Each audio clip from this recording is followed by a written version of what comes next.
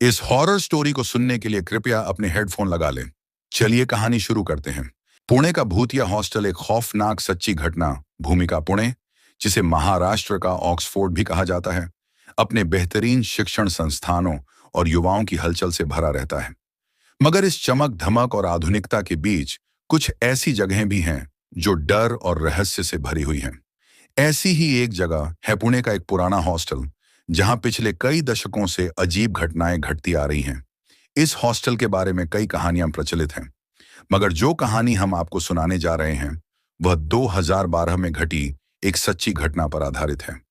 यह कहानी है चार दोस्तों राहुल, समीर, अरुण और कबीर की, जिन्होंने इस हॉस्टल में जो अनुभव किया वह उनके जीवन का सबसे खौफनाक हिस्सा बन गया। अध्याय 1, हॉस्टल का रहस्य। यह हॉस्टल 1960 के दशक में बना था और पहले एक ब्रिटिश अफसर का बंगला था। कहा जाता है कि इस बंगले में एक परिवार रहता था, लेकिन एक रात उस परिवार की रहस्यमयी मौत हो गई। किसी को नहीं पता कि उनके साथ क्या हुआ, मगर तभी से यह जगह बदनाम हो गई थी। समय के साथ यह बंगला एक कॉलेज के हॉस्टल में बदल दिया गया, मगर यहां रहने वाले छात्रों ने अजीब घटनाओं का अनुभव किया।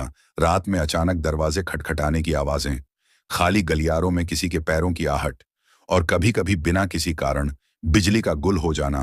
राहुल, समीर, अरुण और कबीर को इन बातों पर ज्यादा विश्वास नहीं था। वे इंजीनियरिंग के छात्र थे और अपनी पढ़ाई और मस्ती में ही मग्न रहते थे, मगर उन्हें यह नहीं पता था कि वे एक ऐसे रहस्य से टकराने वाले हैं जो उनकी जिंदगी हमेशा के लिए बदल देगा। अध्याय 2, पहली अजीब घटना। हॉस्टल में रहने के कुछ ही दिनों बाद कबीर को कुछ अजीब लगने लगा। रात के समय उसे लगता कि कोई उसके कमरे के बाहर खड़ा है। जब वह दरवाजा खोलता तो वहां कोई नहीं होता। एक रात जब सभी दोस्त अपने अपने कमरे में सो रहे थे, अचानक हॉस्टल की बिजली चली गई। तभी समीर को लगा कि उसके कमरे की खिड़की के बाहर कोई खड़ा है।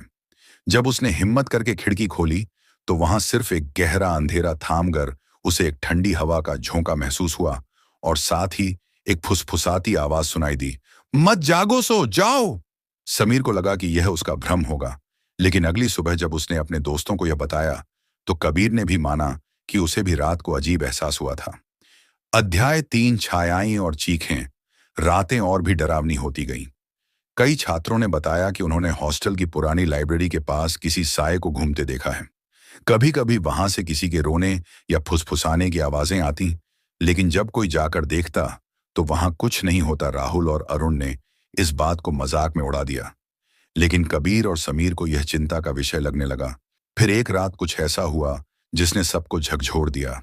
रात के करीब 2 बजे कबीर गहरी नींद में था कि अचानक उसकी आंख खुली। उसने देखा कि उसके कमरे में कोई बैठा हुआ है।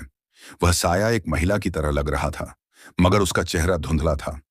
जैसे ही कबीर ने चिल्लाने की कोशिश की, उसकी आवाज बंद हो गई। वह महसूस कर सकता था कि कोई उसका दम घोंटने की कोशिश कर रहा है। उसी समय समीर ने भी अपने कमरे में कुछ अजीब अनुभव किया। उसे लगा कि कोई उसके बिस्तर के पास खड़ा है और उसकी ओर देख रहा है।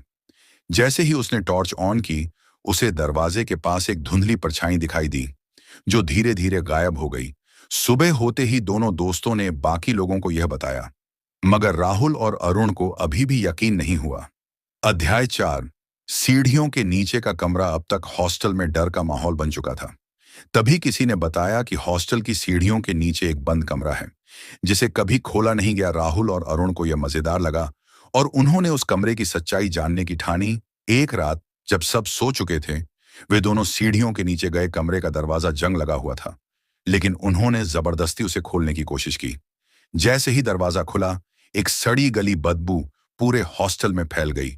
कमरे के अंदर सिर्फ धूल और टूटी हुई चीजें थीं, मगर दीवारों पर अजीब निशान बने हुए थे। तभी अरुण को फर्श पर एक पुरानी डायरी मिली। जब उन्होंने उसे पढ़ा तो उनकी रूह कांप गई। यह जगह शापित है, यहां कभी मत आना। जो भी यहां आया वह वापस नहीं गया। अध्याय 5, अंतिम रात का आतंक। अब सभी दोस्तों को एहसास हो चुका था कि हॉस्टल में कुछ गलत हो रहा है। उन्होंने फैसला किया कि वे हॉस्टल छोड़ देंगे, मगर उनके जाने से एक रात पहले कुछ ऐसा हुआ जिससे वे कभी उबर नहीं सके। रात के करीब 3 बजे हॉस्टल में जोर जोर से दरवाजे बजने लगे। खिड़कियां अपने आप खुलने और बंद होने लगीं। पूरे हॉस्टल में एक अजीब सी सिसकियों की आवाज गूंजने लगी। राहुल, समीर, अरुण और कबीर अपने अपने कमरों में डर के मारे छिप गए। मगर तभी कबीर की चीख सुनाई दी।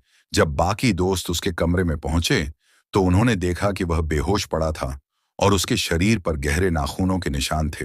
सुबह होते ही वे चारों हॉस्टल छोड़कर चले गए।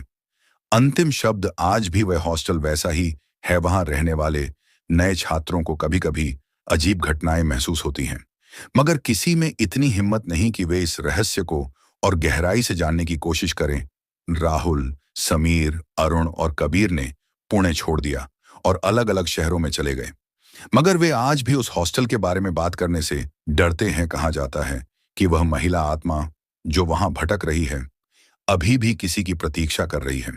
क्या आप उस हॉस्टल में एक रात गुजारने की हिम्मत कर सकते हैं? अगर आपको ऐसे ही डरावनी और रोमांचक हॉरर स्टोरी सुनने के लिए हमारे इस चैनल को सब्सक्राइब करें